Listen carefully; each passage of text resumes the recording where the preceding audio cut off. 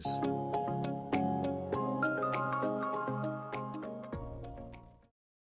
In humans there are 3 pairs of extraocular muscles in each orbit.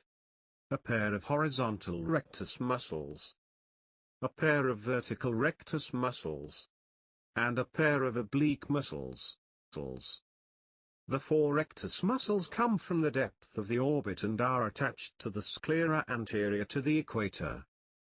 The 2 oblique muscles come from in front of the orbit, at the medial side, and are attached to the sclera posterior to the equator. Contraction of the rectus muscles pulls the globe backward and nasalward.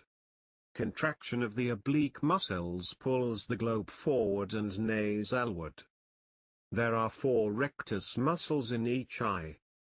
The medial rectus, the lateral rectus, the superior rectus, and the inferior rectus muscles. The 4 rectus muscles, the superior oblique muscle, and the levator palpebrae superioris muscle have an origin in a circular fashion called the Annulus of Zinn.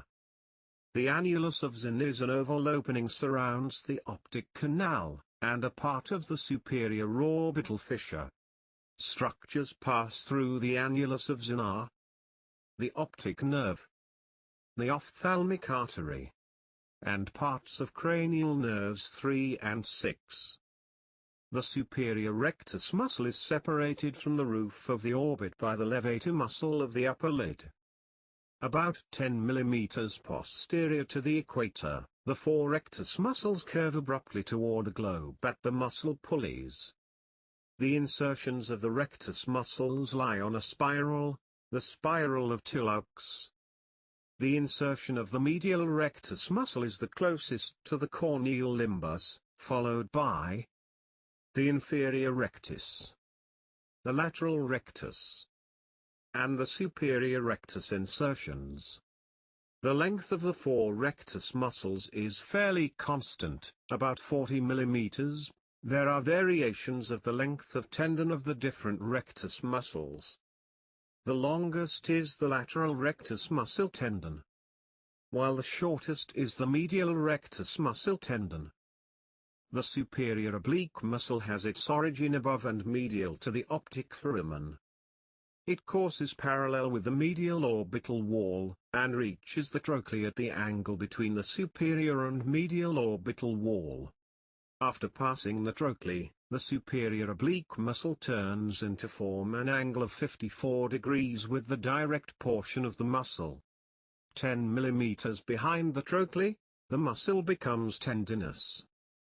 The tendon passes under the superior rectus muscle, fans out, and merges laterally. The length of the direct part of the superior oblique muscle is about 40 mm. The length of the reflected tendon is about 19.5 mm. From a physiologic and kinematic standpoint, the trochlea is considered the true origin of the superior oblique muscle. The inferior oblique muscle is the shortest of all the extraocular muscles, being only 37 mm long.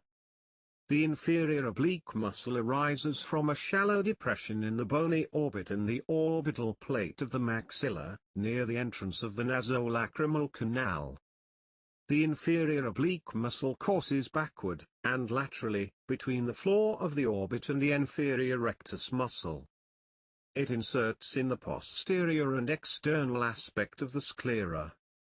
The inferior oblique muscle is almost wholly muscular.